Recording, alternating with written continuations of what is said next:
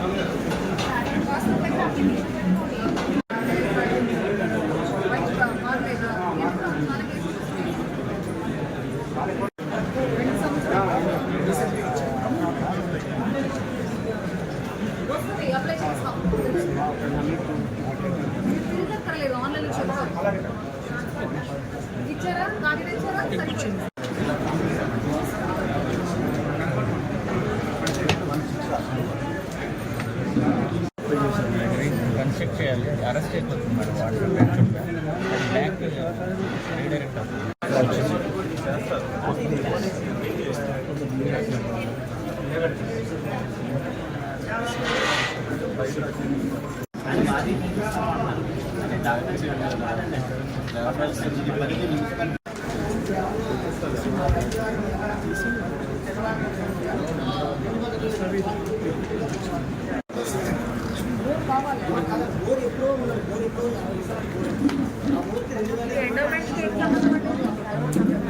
ఇదేమైనా ఆలయం ఉందా? ఇక్కడ టెంపుల్ ఉందా?